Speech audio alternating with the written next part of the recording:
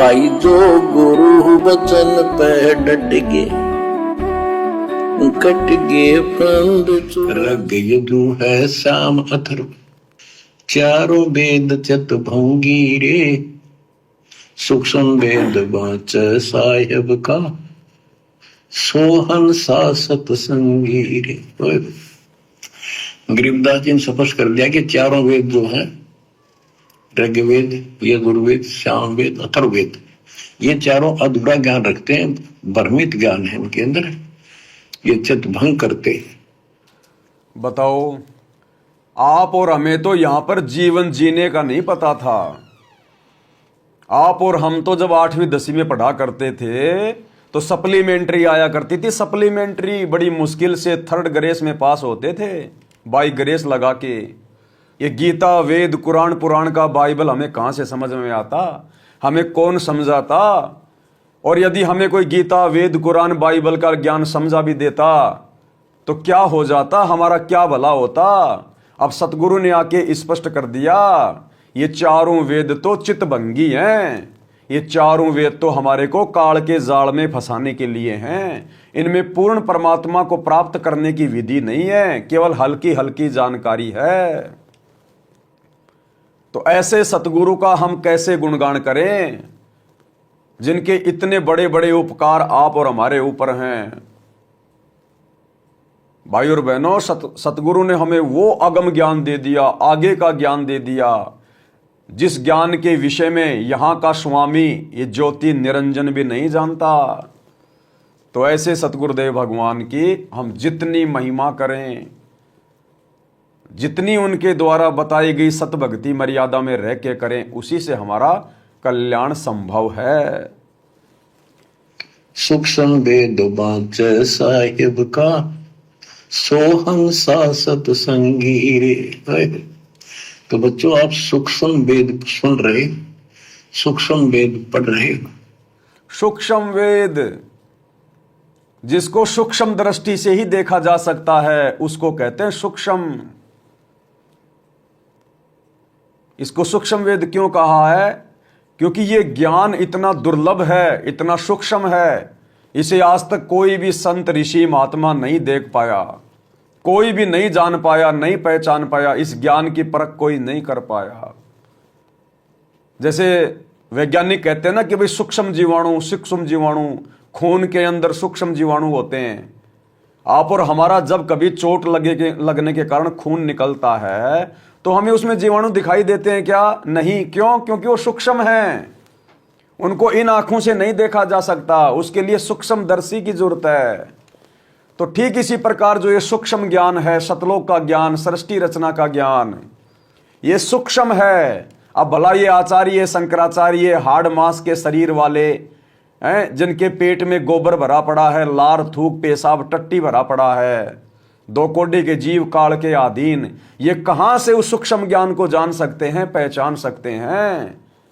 उस सूक्ष्म ज्ञान के लिए तो सूक्ष्मदर्शी की जरूरत पड़ेगी, यानी तत्वदर्शी संत की जरूरत पड़ेगी, तत्व ज्ञान की जरूरत पड़ेगी। तो जिस वस्तु के बारे में हम शौपन में सोच भी नहीं सकते थे, कल्पना भी नहीं कर सकते थे, क्या सतगुरु के मिलने से पहले हमें पता था कि सतलोक क्या होता है? इस मनुष्य जीवन का मुख्य टारगेट क्या होता है? मोक्ष क्या होता है? क्या हमें पता था इन बातों का? तो सतगुरु ने हमारे ऊपर रहम किया, सतगुरु ने हमारे ऊपर दया बख्शी। जिस अनमोल वस्तु के विषय में हम शौपन में भी विचार नहीं कर सकते थे, हमारी कल्पनाओं से बाहर था, वो वस्तु हमें सतगुरु ने सहज में आकर उपलब्ध करवा दी। तो इससे बड़ी संपत्ति और आप और हमारे लिए क्या हो सकती है? इसीलिए तो परमात्मा कहते हैं, गुरु समान दाता नहीं और याचक यानी भिखारी शिष्य समान।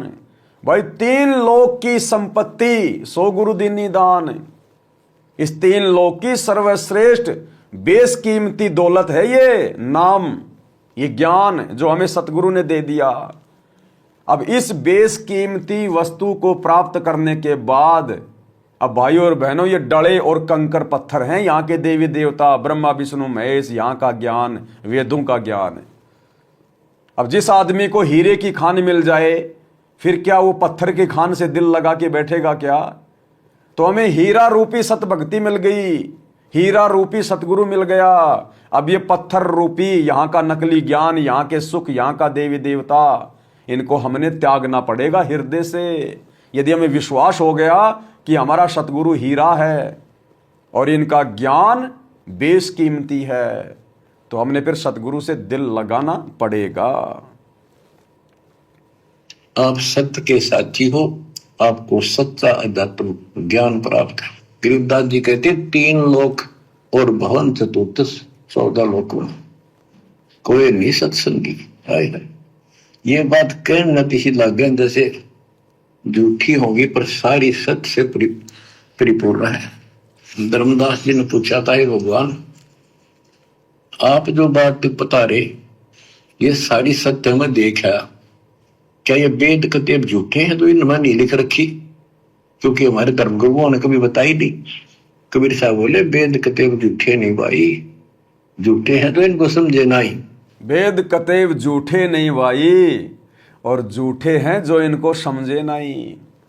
अब भगत तो ये कोऑर्डिनेटर भी हैं, भगत तो गुरु जी का परिवार भी है, भगत तो इन आश्रमों को चलाने वाले संचालक भी हैं, लेकिन ये उस सार वस्तु को पहचान नहीं पा रहे। ये सतगुरु की असली स्थिति से परिचित नहीं हो पा रहे। इनको सतगुरु में परमात्मा दिखाई नहीं दे रहा। तो संगत वाले कहते हैं ना, वो क्या भगत नहीं है, वो भी तो गुरु जी के लिए आश्रम में जा रहे हैं, गुरु जी के लिए ज्ञान प्रचार कर रहे हैं। तो परमात्मा कहते हैं वेद कतेब झूठे नहीं भाई। इसी प्रकार ये कोऑर्डिनेटर, आश्रमों में जाने वाली संगत, गुरु जी का परिवार, ये भगत हैं। वेद कतेब झूठे नहीं भाई, पर वो सतगुरु के ज्ञान को समझे नहीं भाई। झूठे वो हैं जो समझे नहीं। ये लोग सतगुरु को परमात्मा के रूप में नहीं समझ पा रहे, नहीं पहचान पा रहे। और जो व्यक्ति सतगुरु को परमात्मा के रूप में नहीं देखेगा, नहीं पहचानेगा, तो उसकी वो सारी सेवा, उसका दान धर्म, उसका समर्पण भाव, सब कुछ व्यर्थ जाएगा, व्यर्थ है। अगर मोक्ष नहीं हुआ तो ये पुण्य हमारे पैरों में बेड़ियां डाल देंगे, बेड़ियां। आज हम जो दान धर्म कर रहे हैं, जो भक्ति कर रहे हैं, जो हमारी जबरदस्त कमाई बन रही है, अगर इस कलयुग की पिछली पीढ़ी में पार नहीं हुए, मोक्ष नहीं हुआ, तो ये पुण्य भी हमारे लिए जी का जंजाल बन जाएंगे। हमें उस समय तक इन पुण्यों की कमाई इस पृथ्वी पर मनुष्य जन्म प्राप्त नहीं करने देगी, जब तक हमारी ये कमाई काल ऊपर खर्च नहीं करवा देगा। और ये कलयुग की पिछली पीढ़ी वाली भक्ति कमाई, दान पुण्य की कमाई खर्च करने में भाई करोड़ों युग लगेंगे, करोड़ों युग। और इतने समय में तो ना जाने हमारे कितने भगत भाई बहन सतलोक में चले जाएंगे, कितने करोड़ों युग यहां बीत जाएंगे, कितनी कलयुग की पिछली पीढ़ियां निकल जाएंगी। और फिर हमने वापस इसी स्थिति में आना पड़ेगा यदि मोक्ष प्राप्त करना है तो। क्योंकि परमात्मा ने क्या कहा कि मुक्ति खेत को छोड़ चले हैं तज काशी अस्ताना हो। जब परमात्मा मगर से सहस्रों सतलोक गए थे सहशरीर, तो क्या कहा कि मुक्ति खेत को छोड़ चले सतगुरु तज काशी अस्ताना हो। यानी ये जो पृथ्वी लोक है ये मुक्ति खेत है। केवल इस पृथ्वी लोक पर और मनुष्य शरीर प्राप्त करके ही मोक्ष प्राप्त किया जा सकता है। ऊपर के लोकों से, देवी देवताओं के शरीर में, गंधर्व, यक्ष, किन्नर, इनके शरीर में मोक्ष प्राप्त नहीं हो सकता। केवल पृथ्वी लोक पर, क्योंकि मुक्ति खेत है, मोक्ष का क्षेत्र है। और भाइयों और बहनों, इस स्थिति में आने के लिए ना जाने फिर कितना समय निकल जाएगा, कितना इंतजार करना पड़ेगा। हम ऊपर देवी देवता भी बन लेंगे, देव महादेव भी बन लेंगे, लेकिन फिर हमें यदि मोक्ष प्राप्त करना है तो हमने इसी परिस्थिति में वापस आना पड़ेगा। यही गरीबी वाली स्थिति, हैंड टू माउथ, यही कलयुग की बिचली पीढ़ी, यही पृथ्वी लोक, और यही सतगुरु रामपाल जी भगवान हमारे गुरु जी होंगे। और इसी प्रकार से हमने ये भक्ति करनी पड़ेगी, यही मर्यादा निभानी पड़ेगी। अगर मोक्ष प्राप्त करना है तो चाहे ये सिर धड़की बाजी, इन बातों पर विचार करके अब की बार लगा दो, क्योंकि अब की बार हमें मौका मिला हुआ है। यदि अब की बार नहीं लगाते हो सिर धड़ की बाजी, तो भाई फिर जब कभी तुम्हें असंख्य युगों के बाद ये मौका मिले कलयुग की पिछली पीढ़ी में आने का, तो भाई उस समय देख लेना। लेकिन वही बात है, जो आज ही ढीले पड़ रहे हैं तो उसके बाद कौन सा वो किला तोड़ लेंगे। जब घर आए भगवान को नहीं पहचान पा रहे, भगवान ने ऐसा बढ़िया हमारे लिए माहौल तैयार कर दिया, ऐसी सुंदर भक्ति दे दी, हमें हर प्रकार से परमात्मा हमें राहत दे रहा है, हमारी सिक्योरिटी कर रहा है, हमें देवी देवताओं के कुनजरों से बचा रहा है, भैरव भूत बेताल की कुदृष्टि से बचा रहा है। हमारे जीवन को परमेश्वर ने इतना सीधा सादा और सरल कर दिया, हमें हर प्रकार की व्यर्थ की परंपराओं से, शादी विवाह त्योहारों से दूर कर दिया परमात्मा ने। हमारे 80% फालतू के खर्चों को परमात्मा ने बंद करवा दिया, और हमारे इस जीवन में जो असीम शांति आज हम महसूस कर रहे हैं, ये यहाँ के राजा के पास भी नहीं है, राजा के पास भी। आज इस पृथ्वी का राजा, देश का प्रधानमंत्री भी इतना सुखी नहीं है जितने हम सतगुरु के भगत सुखी हैं।